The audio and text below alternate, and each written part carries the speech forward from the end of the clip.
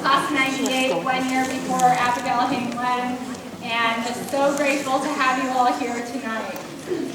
I want to welcome everyone, and I want to thank my co-hosts for tonight, whose names have been going on the screen, and we'll come back again later tonight, as well as our over 15 community partners who helped make this night possible.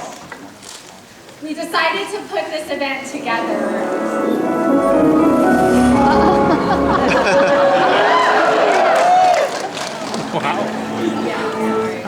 We decided to put this event together and to bring the community together. First of all, just to help promote the film. But when the unprecedented strikes occurred, we were faced with a more challenging situation. We had expected we would have members of the cast here tonight. Unfortunately, they made the decision not to be here, and we respect that decision. But we decided it was more important than ever to make this event possible. So really, thank you all for coming out tonight. I know that there are many people here in this room who went to Love Boat or similar cultural immersion programs. I know for me, I identify with Ever, not so much in Taiwan because I never did a cultural immersion program, but as a high school student growing up in LA. And so we want to share this story with all of you, with the youth in particular who have come here tonight, with the help of some of our community partners. And we ask all of you to make sure that you spread the word, that people watch Love in Taipei when it streams on Paramount Plus on August 10th. There will be a promo code. It's been going on, but just so you all know, a 1-month promo code. The word Taipei. Hopefully that's easy to remember. You get 1 month free. Check out all those Paramount movie content out there. And also we ask that you take no photos, no videos of the film. After the film, there will be some behind the scenes footage, no photo or videos of that either.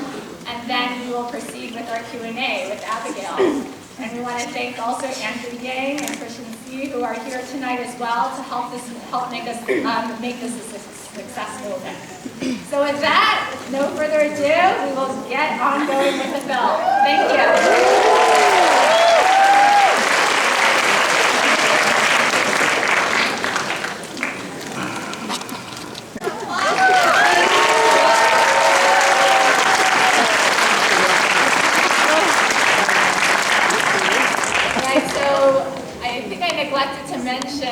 Abigail told me she wrote this book. Before it was published, we had coffee, and she told me I wrote this book because I want it to be a launching pad for the careers of many Asian and Asian American young people. So I just really want to thank her for that.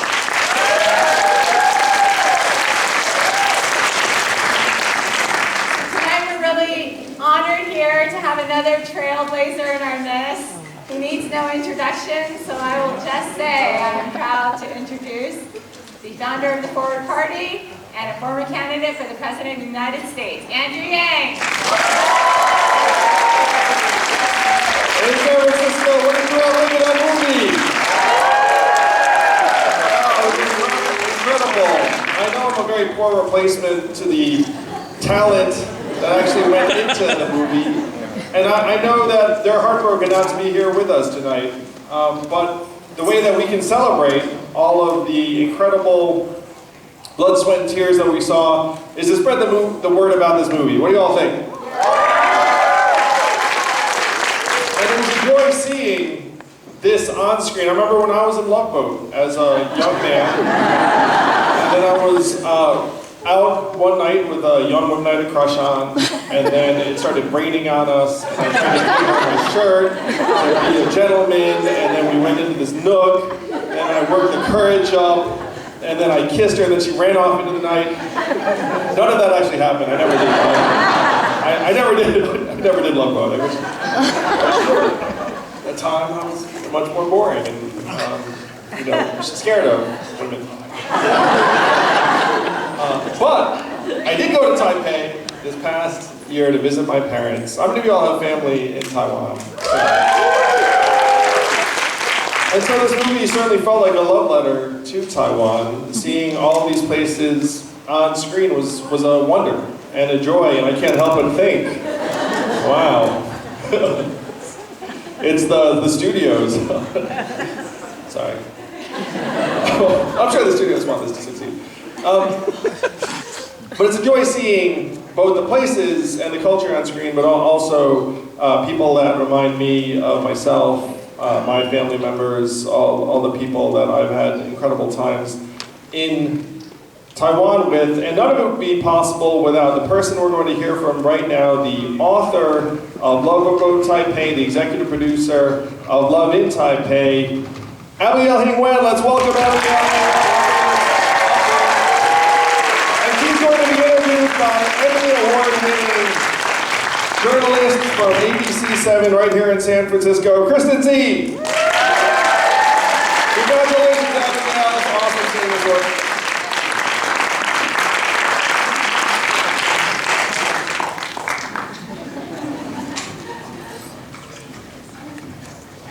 Thank you all for being here. Wow, it's bright. And I can't see any of you, but I know you're out there. I wanted to say how meaningful this night has been to me. It's my first time watching this film with other people on a big screen like this. And I couldn't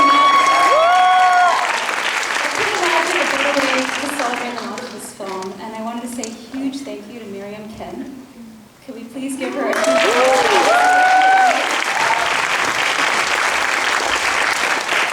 So, as Miriam started to tell you, I talked to her about this book way before it published. I said, Miriam, you need to help me get this book onto the bestseller list. And she and so many of you in this room did exactly that, and that is how we got to the spot today. And I'm so grateful to all of you.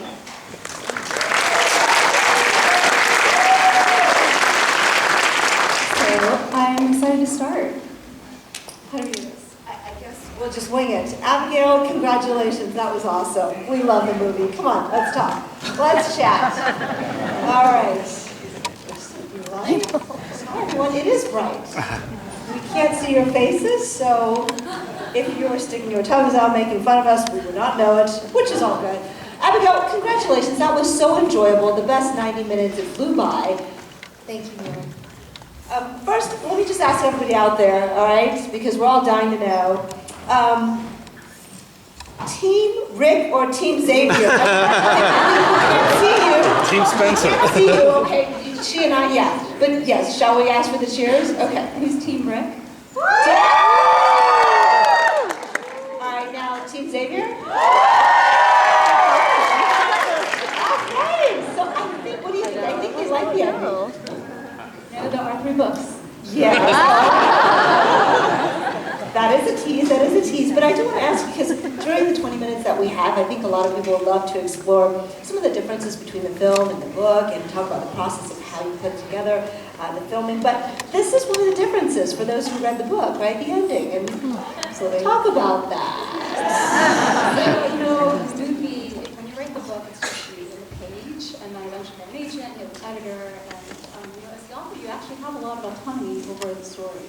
But once you sign over the rights, you lose creative control, and then there are suddenly 300 people involved in the making of the production. So definitely, I think with so many people involved, like the story evolves. In some ways, it takes on a life of its own, and there are choices made over time. What I say about this film is like, yes, it does end in a different place than the book. I think folks who've read the book recognize like there is a moment in the book where you see this ending. And so I think this movie ends in a different place, and the story goes on, and people can read the rest of book 1, book 2, and the third book, Love Book Forever, is coming November 7th. All right. I mean, they're both adorable. There's no bad choice there. I want to ask you, so you've done Love Boat, right, Abigail? Is this how Love Boat, 1996. And your wonderful husband is here, but he's also on Love Boat, but they different summer. But since he's in the audience, we won't ask you about your experiences and whether any of Ever's experiences were inspired by that. But I do want to ask you, how do you feel about all this, right? That you wrote the book, you made the movie, and now you're surrounded by 400 screaming, not fanboys, fangirls, but friends who really supported you this whole time, and just the reception. What do you think? How do you feel right now? Oh, I feel great. It's so great to be here. I couldn't, like I said, I cannot imagine a better way than to celebrate with all of you. I know that even the people who came before me, the people who made Joy Luck Club, Crazy Rich Asians, Hamilton, people whose work opened the doors for diverse audiences, like for Hollywood and these other tastemakers to realize like our diverse stories can have general audiences and appeal to people outside of cultures. I think I owe a debt to everyone who has come before me and to all the people in this room who've worked behind the scenes, have done things that I don't even know for the book and the story. And I am so grateful to be able to celebrate this moment with all of you.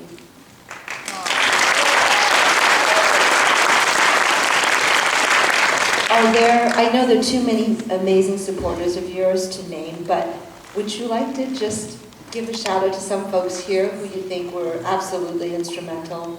So as I said, Miriam Kim, she texted me a couple months ago and said, Abby, I want to hold a screening for you in San Francisco. And I was like, tell me more. Dave Liu, who we've known each other for 25 years. We're actually in the same Bible study in New York City, and has been a huge supporter of the books from the beginning. He's like one of the go-tos whenever I'm struggling through Hollywood. I'm like, Dave, help. And he's really been there for me. My whole family is here. My older son actually just flew in from his internship to be here with me tonight. I'm grateful for the Yangs for coming out. Yangsha Chu and I were trading notes on our novels years ago. I think we looked at each other at one point when we were feeding our babies and dreaming about our books, and I think we said, like, do you think Harvard would have let us in if they knew we were going to just do this? Yes. And at the time we actually concluded yes. Yes, of course. Like moms have an important role to play in this world, and Harvard trained moms are equally important as anything else that we might do coming out of a school like that. Okay, so I have so many of my personal questions, but I'm gonna not spend this time on my own questions because that's where you're going to be on ABC 7 News at 3 o'clock tomorrow. That's where all my questions get answered. But right now we do have a whole bunch of viewer questions that were submitted, so we weren't able to get to all of them. Sorry about that, but we did curate some that I think a lot of people may be wondering. So I'll start with Preston Young's question. Preston, are you here? Yeah. All right, here we go. What was the reason, Abigail, behind the change in the title from Love Boat Taipei to Love in Taipei? This is a great question. So it was a studio decision because they felt they'd kind of done some polls and they found that Love in Taipei was a larger title. And to be honest, I think that's actually true. So some of you know that I just spent the past year with my younger child in Vienna, Austria. And when I would say the title Love in Taipei, they totally get it. Like, oh, it's a romance set in another really cool big city. And some of my foreign translations actually have the title Love in Taipei also, and I think it's probably for the same reason. So I think, as the publishers always want the movie title to be the same as the book title because it helps, just kind of drive attention to books and people are able to discover it more easily. So I think for us the trick is to make sure that we mention both every time we're talking about the film, like based on the book Love Boat Taipei. Got it, that makes sense. I mean, for those of you who went on the Love Boat, of course that resonates more. How many of you did the Love Boat program? All right, I get it. A lot of audience. Okay, so Laura Gal's question is next. Laura, are you here? Laura Gal? Yes. All right. Laura wants to know, were there things from the book that didn't make it into the movie, but you wish they did, maybe? Well, the trick is it's a 400-page novel that has to be condensed into a 100-page script. And our screenwriter, Charlie O, who's our first screenwriter, he was just really incredible at condensing. Like you can see from the scenes, the meeting of all the kids takes longer in the book, but he was able to really kind of make that happen in a few short minutes. There were choices made, like the Auntie Sue character, for those who read the book, she's new, but she actually is basically the dance instructor that Ever connects with outside of Chinatown, and by making her a family member, it was able to more efficiently keep Ever tied to her family. So that's kind of another way to condense the story while preserving who the characters were in the journeys. I think what I loved most is that I do feel the characters are themselves. They're entirely who they are in the books, and they kind of play out their lives in different ways. I joke that experiencing the script being written and then being on set and watching take after take is like Loki meeting another Loki. It's like experiencing the multiverse over and over again in myself. And so I see that with the characters. Like the characters are themselves, but they're now in these different situations. And their journeys are a little bit different externally, but internally it's the same journey. I noticed some of the more R-rated encounters between the young people were not in the movie. You read the book for that. By the way, you talk about the four main characters. They were perfectly cast, I think, right? Who thought They're so talented. Yeah. They're really going to be huge stars. This is such a great avenue and vehicle for them, too. All right, what about, is there a scene, taking off from Laura's question, was there a scene maybe that was not in the book where it became very, very different, or was very different in the book in terms of the movie? Yeah, well, certainly the ending is different. And I think there were a lot, when you make a film, I think a book you can go deeper into the interiority of the characters and the thought process, and there's a lot of description of the city or the culture, the history that it's harder to put into a film. But in a film, you can really showcase the beauty of Taipei, the city. And I'm glad to hear that Andrew, you thought it was beautiful. And you can also see the kinetic energy of dance in a way that you can't capture on the page. And so I think I especially enjoyed that, what the different mediums can bring to the same story. Okay, I know I said I wasn't going to ask my own personal question, but I'm sorry. I have the microphone, so I'm going to do it. Can you maybe just talk about the challenges of filming this during the pandemic?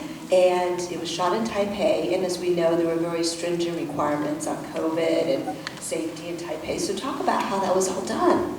Absolutely. So we did film during COVID. It meant that we did the 2-week quarantine in Taipei. So the four cast, Ashley's mom, myself, and then a couple of the co-producers, we were there in the hotel, isolated for 2 weeks. And then after that, we had COVID tests 3 times a week. We actually had 20 additional staff on set every day to change our masks every 4 hours to basically, we tried to stay isolated amongst ourselves and not mingle too much, which ended up making it a really unique and magical experience. Like we had so much fun going around the city together, and we joked that it was like a love boat for some of the cast who had never been to Asia together. That experience of going to the night market and making new friends. COVID was a challenge. I remember the last night we filmed that big party scene that Auntie Claire throws. There were 200 extras, so they all had to be COVID tested. And that was in January when Omicron was starting, and we were like, someone was going to get COVID, and no one did. Oh, so, that's great. Yeah, we joked that it was the safest set on campus, or safest set in the world, because we had both Taiwanese protocols and American ones. How long did it take the whole filming from beginning to wrap? So filming is the most important, most expensive part of the process, and so we actually try to condense it as much as possible. So the 2 weeks quarantine was followed by about 31, 32 days of filming in Taipei, and then we did a 1-day reshoot in London several months later. All right, Stephanie Scher has a question. Stephanie Scher from Gold House. Are you here, Stephanie? All right, she submitted a great question. Talk about your journey becoming a novelist and a few of the challenges you faced, because as those of us who know you well, you've made kind of a big pivot there. When I look back on my life, I see the writer, but I didn't know growing up. So my brother and his wife are also in the audience, and they remind me, some things remind me that I used to tell them stories when I was growing up. They would come into my room and I would make up these stories about us and our cousins and our friends in a world without grown-ups and going on adventures. I would journal a lot as a kid, and then when I went to college, I studied government international relations. I thought I was going to be a law professor. I worked in government for a bit. Then I went to law school at Columbia, and I went back to DC into private practice. And at that point, I'd done everything I needed to do to become a law professor. I clerked on the DC circuit as well, and the one thing that was left was to write the article, and I just couldn't bring myself to write it. I'd written one for law school that had even won this award, and I felt like this article that I was supposed to write, it would move the needle for nobody. And so at the time I had this idea for a fantasy novel just kind of swimming around in my head. Some of you actually have read it. It's called Foxstone. And I still love that novel. I think it will come out one day. But I was pregnant with my second child and thinking that's when I would write my article. And my husband said, you're so excited about this novel, like, why don't you just try it? And so I did, and it just came pouring out of me, and I had no idea that I was even creative at that point in my life. And so from there, it took me 10 years. Ashley talked about the 10 years it took her, and it took me 10 years to write 5 more novels on the way to Love Boat Taipei. So Love Boat Taipei was my 5th novel, the first to publish, and now I have 6 more books, either out or coming out in the world. That's so awesome.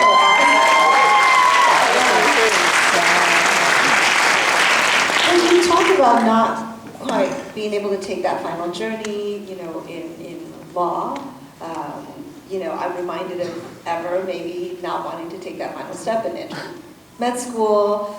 Is writing really, to you, what dance is to ever?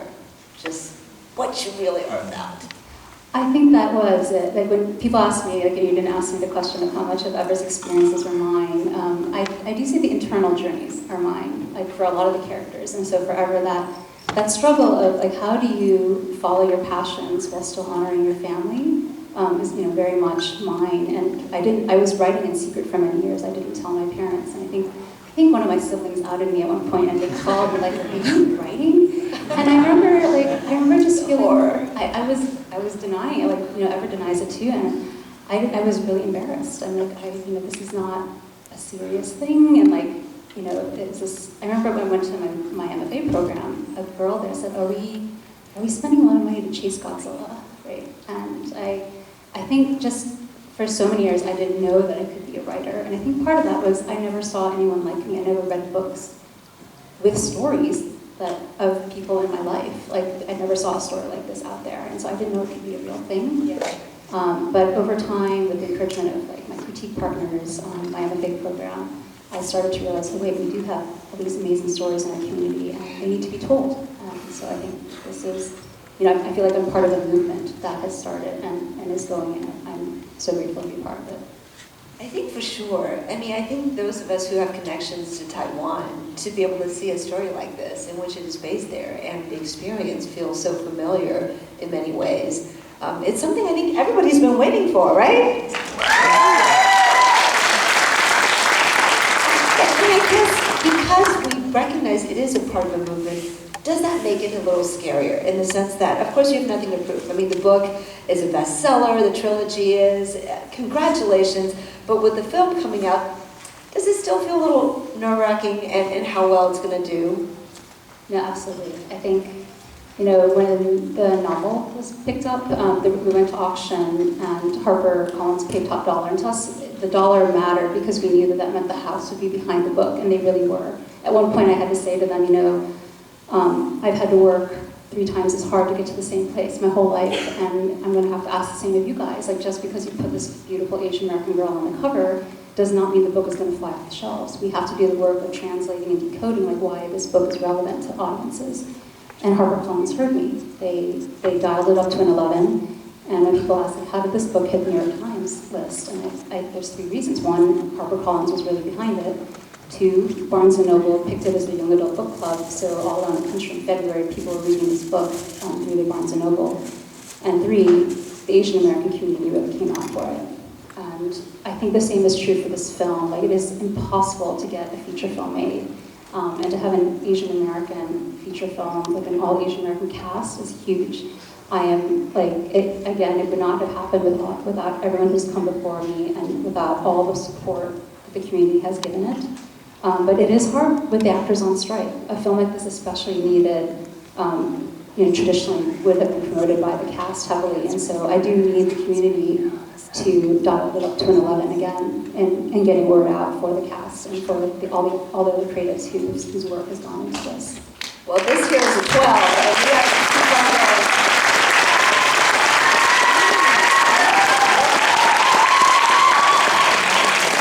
All right, some more questions. Here's one from Stephanie. Stephanie, are you here?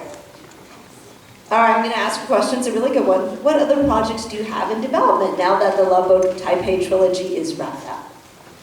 So I have 3 more book deals, actually. They're not announced, but one is coming out in spring with Macmillan. It is a follow-on to my short story, The Idiom Algorithm, that came out with the Macmillan anthology last year.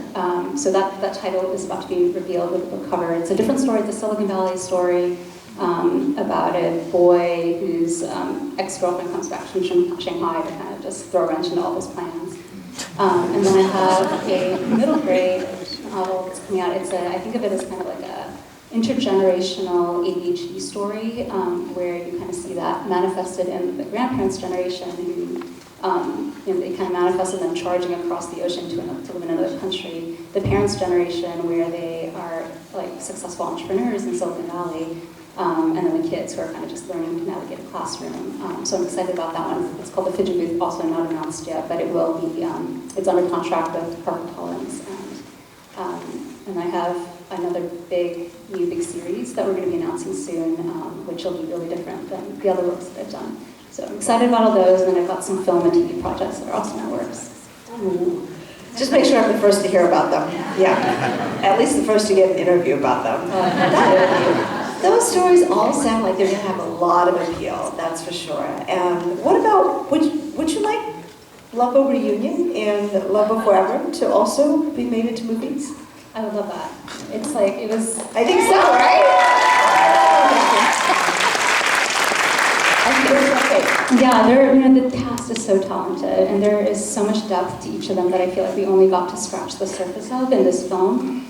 It's funny too for me being on set the whole time because I saw so much more footage, like hundreds of hours more footage than you see that boiled down into this, 90 minutes.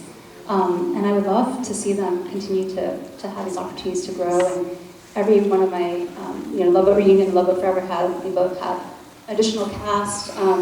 So I just think we want more of our stories in general. Like there are so many stories from our community that haven't been told yet, and I think I just want to see all of them out there more and more, and to show that there is demand for these stories. All right, here's a great question because it's from Andy Wen, your husband. All right, so we had to get it in, but be careful answering this because it's from Andy.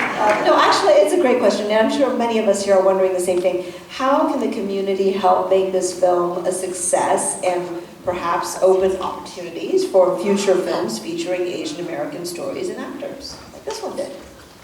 So I had an opportunity to ask, what are the metrics for success? And I feel like I can talk about it with this audience here. I love being in Silicon Valley because there's so many creative people who are looking to change the world through technology and through business. And with a film, it's a business, right? Paramount Plus paid a lot of money for this film, and it needs to make the business case for them, and that means subscriptions to Paramount Plus, and then for existing subscribers to watch the film, so they know that they've got audience engagement. So really, I think the thing I need from the community is to push out that code that you saw, Taipei. The 1 month free, encourage people to watch the film starting August 10th. Sooner is better. No one ever gives you a number, but a number that has been floated out from people who know, is 2 million early on, 2 million viewers, which means, you do the math, like how many people need to hear about the film to get to 2 million views. And so that would be my ask of the community. Help me, help the cast, help our director get this film out to 2 million viewers in the next couple months. And that's 2 million globally, or here in the US? Yes, globally. Okay, and is streaming coming out at the same time everywhere? It's coming out in a number of countries. They're all listed like in the press release that went out. But yeah, it'll be here, Canada, London, a number of German-speaking countries for some reason, South Korea. It is going to continue to come out to other countries. Okay. Hey, Miriam, are you there? Do you know what time it is? Do we have a time check? How much time do we have? Oh, we should try to wrap it up. Okay. One more question, and sorry, it's mine. Abigail, what would you like to say? Anything you want to add? Because I'm going to give you the last word to wrap up this amazing evening.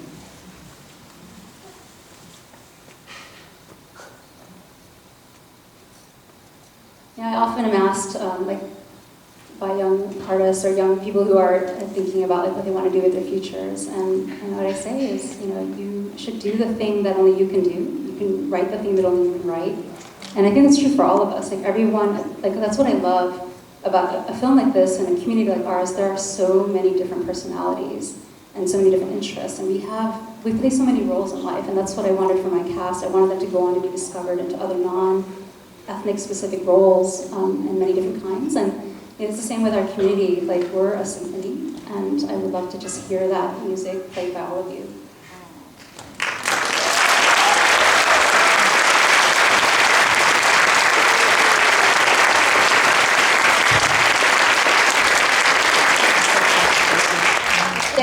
Abigail. Thank you all for coming. Really appreciate it. Everybody, Paramount Plus, August 10th, right? Love in Taipei. Get that code Taipei out there to everyone you know. Put it on social. Put it up. I know we have social influencers out there, so go do your thing. Thank you, everybody. Thank you, everybody.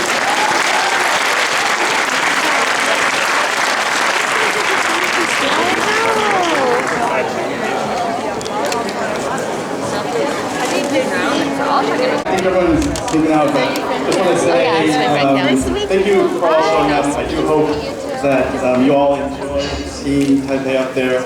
It's an Asian American story. You don't see them that often, but many of us who've gone to Love Boat, I went. It was amazing to see Taiwan up there represented that way. But also to see stories like ours that rarely get shared on published, much less on screen. I'm so proud of the girl wonder herself, who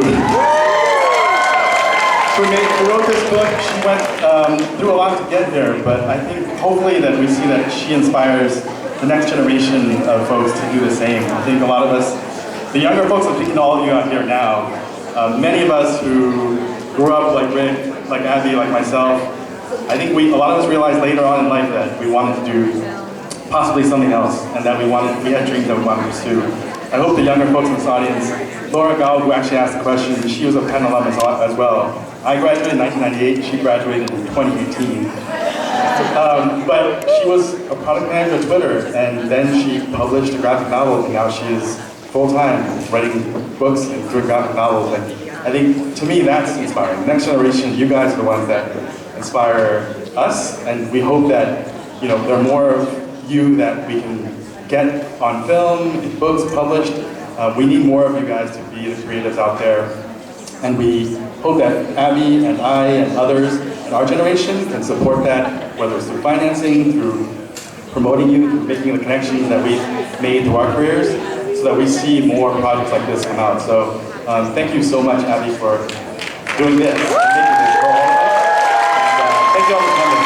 So there's going to be people getting together at Modernist on Stewart Street afterwards. If you just want to grab a drink, some beef noodle soup. If there is Shaw allowed, never bite it like that. Second-degree burns in your mouth. Otherwise, please come and join us, and Abby will be there. Thank you, everyone.